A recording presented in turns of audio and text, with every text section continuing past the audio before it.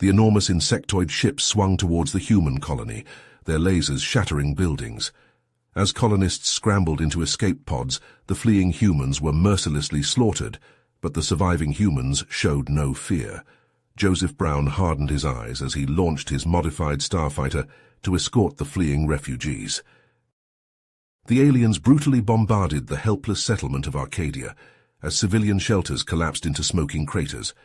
Non-combatants burned alive inside disintegrating HAB blocks. These were civilians, not soldiers, but the Lemnorian warships didn't seem to care. Arcadia was supposed to be a sanctuary for humans trying to start a new life, but now gouts of ion cannon fire rained down from orbit, transforming paradise into hell. Through the haze, the wreckage of buildings jutted out like broken teeth, the corpses of blasted men, women, and children littering the streets. Arcadia was dying, but the colonists weren't dead yet. Joseph sprinted along the firebombed streets as more beams vaporized the terrain behind him. Dust and flames roiled up as he dived into the cockpit of his X-52 fighter, the thrust-vectoring engines still warming up. He'd flown dozens of combat missions against the Xianxi in the outer colonies, but nothing could have prepared him for this. A distress call suddenly flickered over his radio display. It was from the Lemnorian Yaris, whose voice was choked with desperation. "Joseph, I need your help. My people have gone mad. Zarkos is a monster.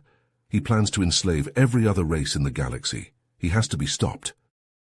Joseph snarled into the comm. "Shit, Yaris, give me a minute here. I'm kind of busy trying not to get slagged by your asshole friends in orbit. Escort me to the Lemnorian homeworld. I can expose Zarkos as a war criminal and rally the Council against him. But I need protection." The idea of helping a scheming Lemnorian made Joseph's skin crawl, but as he stared at the devastation unfolding around him, he realized the colonists stood no chance on their own. Swarms of refugees were already fleeing up the space elevators into the escaping transports. All they needed was time, and a guardian. Joseph swore under his breath, wrenching on the controls as his X-52 screamed into the sky. Twisting through the maelstrom of enemy fire, he activated every weapon system he had. It was time to become the shield that the people of Arcadia so desperately needed. Time to forge an alliance with Yaris and take the fight to the real enemy, Zarkos. Joseph's starfighter dove through the debris field, left by the space battle over Arcadia, pitching and rolling to avoid chunks of ravaged ships. Yaris clung to his seat, his claws digging into the cushioning. Joseph ignored his passengers' discomfort, fully focused on avoiding the Lemnorian patrol ships prowling the region. A few tense minutes passed as they crept through the wreckage, hiding their engine signature and praying the patrols wouldn't spot them. As the Lemnorian homeworld loomed ahead, Yaris turned to Joseph. "Once we land, I'll convene an emergency session of the High Council. I have evidence that will prove Zarkos' treachery beyond doubt." Joseph nodded, but a knot of unease tightened in his gut. Something didn't feel right. His instincts screamed danger, but he chalked it up to stress and pushed the feeling aside. They landed on a remote pad outside the capital, and Yaris rushed toward the council chambers with Joseph close behind. But as they reached the grand entryway, they found it eerily deserted. No guards, no counselors, no aides. Yaris's eyes went wide as realization dawned. "No, Zarkos, that traitor. He staged a coup." Yaris sank to his knees, overcome with despair. Joseph scanned their surroundings warily, hand resting on his blaster. After a moment, Yaris collected himself and stood. "There may still be hope. I know a place we can go, a hidden base where Lemnorians loyal to the true government have been gathering." He led Joseph deep into the planet's jungles, to a camouflaged bunker nestled among the foliage. Inside, a ragtag group of Lemnorian rebels huddled around a central console. Their leader, a grizzled old soldier with a plasma scar across his face, looked up as Yaris and Joseph entered. "Yaris, what are you doing here, and who's this human?"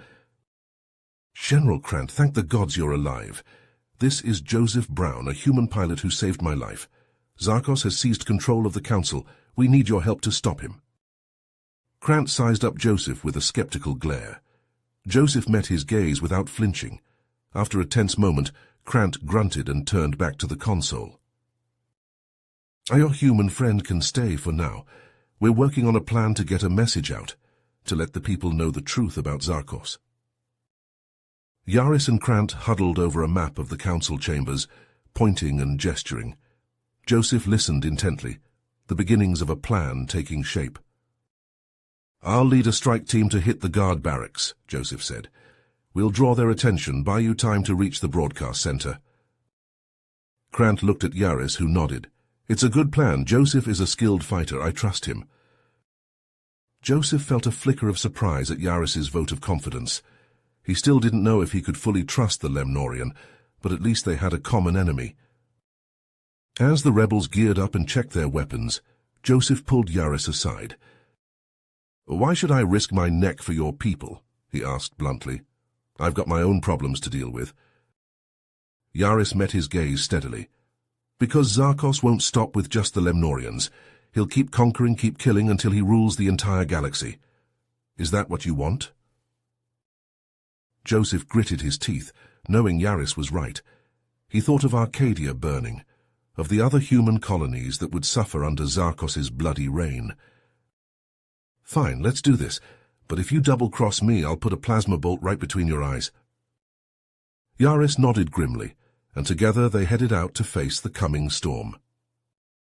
Joseph crept through the shadows of the capital city, his strike team close behind. They split into smaller groups, each targeting a different military installation. Joseph's team headed for the armory, planning to raid it for weapons and explosives. As they approached the heavily guarded building, Joseph signaled for his team to take cover. He pulled a hacked Lemnorian plasma grenade from his belt, primed it, and lobbed it toward the guards. The explosion sent them flying, and Joseph's team rushed in, gunning down any survivors. Inside, they grabbed all the weapons and explosives they could carry. Joseph handed out plasma rifles and sticky bombs to his team, then led them back out into the city. Across the capital, the other teams were causing similar mayhem. They blew up communication towers, sabotaged vehicles, and ambushed patrols. The night lit up with explosions and plasma fire as Zarkos's forces scrambled to respond. Joseph's comm crackled to life. It was Yaris. "We're inside the council chambers, heading for the broadcast center now." "Copy that," Joseph replied. "We'll keep 'em busy out here." He ducked as a plasma bolt sizzled over his head. A squad of Zarkos's elite guards had caught up to them. Joseph returned fire, dropping 2 of them with well-aimed shots. His team spread out, engaging the rest in a vicious firefight. Meanwhile, Yaris and Krant crept through the council chambers, dispatching guards with silent efficiency. They reached the broadcast center, only to find it swarming with Zarkos's most loyal soldiers. And in the middle of them, Zarkos himself. The warlord sneered at Yaris. "Did you really think you could stop me? I am the future of the Lemnorian people." Yaris raised his plasma rifle. "You're a madman and a traitor, and we're going to make sure everyone knows it." Zarkos laughed, then ordered his soldiers to attack. Yaris and Krant fought bravely, but they were hopelessly outnumbered. They fell back, plasma bolts scorching the walls around them. Just as it seemed they would be overwhelmed, the door burst open and Joseph charged in. His team right behind him. They opened fire, cutting down Zarkos's soldiers left and right. Joseph leaped at Zarkos, tackling him to the ground. They grappled furiously, trading blows. Zarkos was strong, but Joseph was fueled by rage and desperation. He pummeled the warlord, slamming his fist into his face again and again. Zarkos's eyes widened with sudden fear. "Wait, you don't understand. Arcadia was just the beginning. There's a massive invasion force on the way, bigger than anything you can imagine. They're going to—" Joseph silenced him with a final vicious punch. Zarkos went limp, unconscious or dead. Joseph didn't care which. He turned to Yaris and Krant, who were already working to broadcast the evidence of Zarkos's treachery. The screens throughout the city flickered to life, showing images of the warlord's crimes. Joseph sagged against the wall, exhausted and bloodied. They had won the battle, but if what Zarkos said was true, the war was just beginning. An even greater threat loomed on the horizon, one that threatened not just the Lemnorians, but the entire galaxy. Joseph slumped against the console, his chest heaving as the adrenaline drained from his body. Around him, the broadcast center lay in ruins, the bodies of Zarkos's loyalists strewn across the floor. Yaris and Krant were already moving, securing the room and checking the equipment. "We did it," Yaris said, his voice tinged with disbelief. "Zarkos is finished." Joseph nodded, too exhausted to speak, but even as relief washed over him, Zarkos' final words echoed in his mind. A massive invasion force, bigger than anything they'd ever seen. He pushed himself upright, ignoring the pain in his battered body. "We don't have time to celebrate. If what Zarkos said is true, we need to start preparing, now." Yaris and Krant exchanged a glance, then nodded grimly. They set to work, sending out messages to every Lemnorian colony and outpost they could reach. Joseph watched the screens flicker to life as the truth of Zarkos's treachery spread like wildfire. But not everyone was convinced. As they traveled from world to world, rallying support and recruiting allies, they faced resistance at every turn.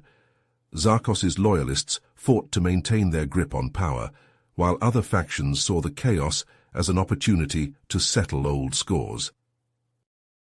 On the planet Zephyria, Joseph found himself in the middle of a vicious firefight between Lemnorian rebels and a gang of Craxian mercenaries.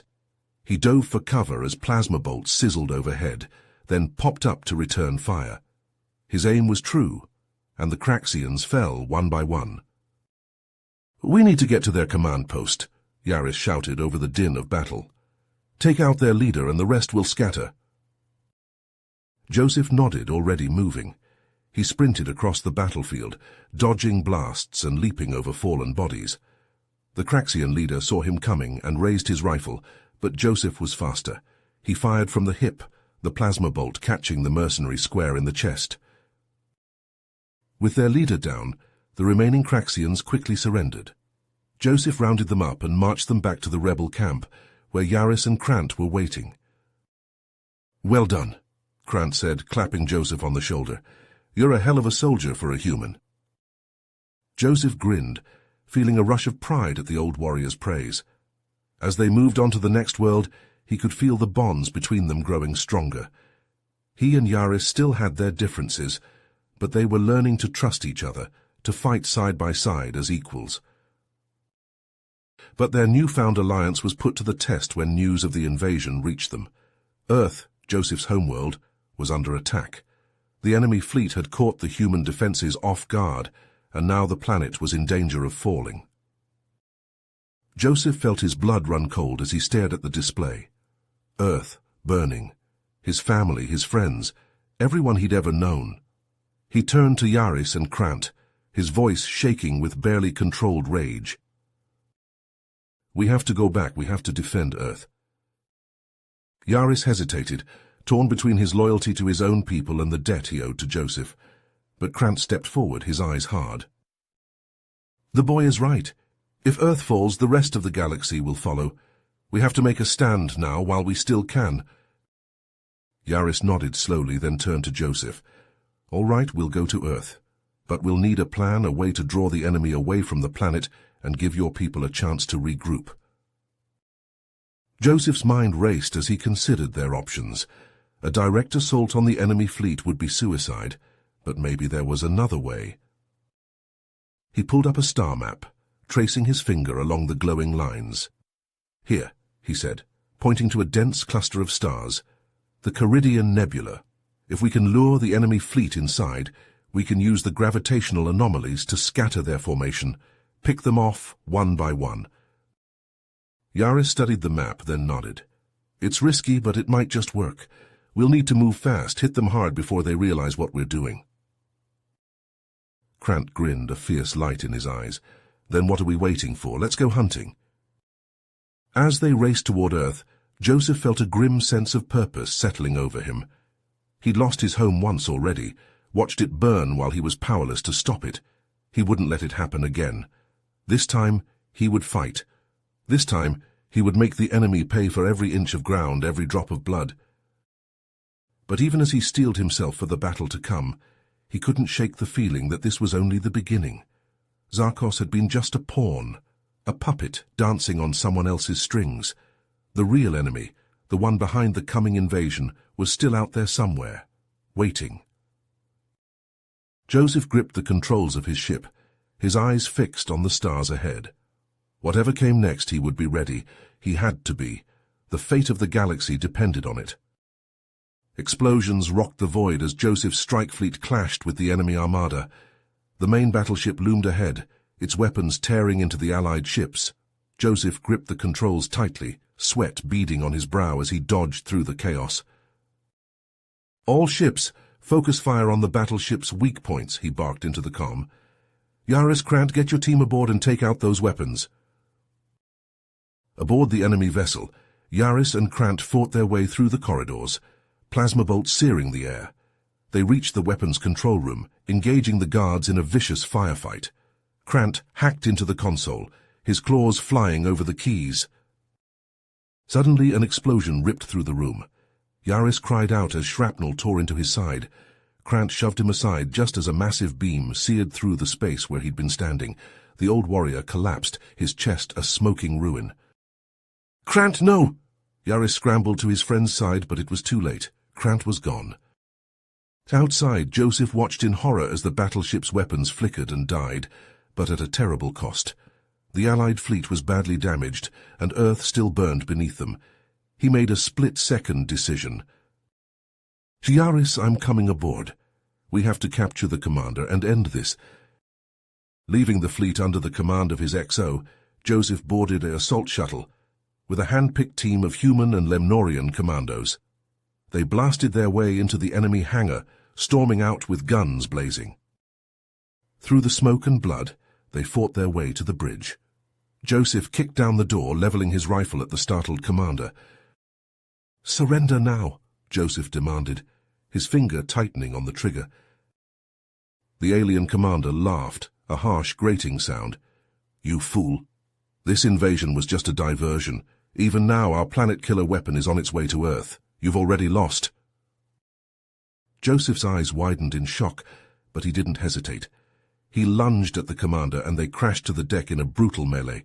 Punches and kicks thudded into flesh as they grappled, rolling across the floor. Yaris, clutching his wounded side, staggered to the control console. He had to find that planet-killer, had to stop it before it was too late. His fingers raced across the keys, desperate. On the bridge, Joseph and the commander fought savagely, smashing into walls and consoles. Joseph felt his strength waning, his wounds taking their toll. The commander slammed him against the viewport, hands wrapped around his throat. Through the cracked glass, Joseph saw the planet-killer weapon, a monstrous construct of metal and hate bearing down on Earth. His vision swam, darkening at the edges. With a last burst of desperate strength, he seized the commander's head and wrenched. The alien's neck snapped with a sickening crunch. Joseph collapsed, blood pooling beneath him. Yaris rushed to his side, cradling his broken body. "Joseph, hold on, we'll get you out of here." Joseph coughed, blood flecking his lips. "No, leave me, stop that weapon, save Earth." His eyes fluttered shut, his breath rattling in his lungs. Yaris hesitated, torn, but he knew what he had to do. With a last agonized look at his friend, he sprinted from the bridge, racing to stop the planet-killer. Alone on the enemy ship, surrounded by death, Joseph smiled. He had done his duty. His final thought as the darkness claimed him was of Earth, of the billions of lives he had helped to save. You have reached the end of the story. If you enjoyed this story and want to support us, please leave a like and subscribe to our channel, and for every comment that says 88, I will heart every single one of them. Thank you for your time.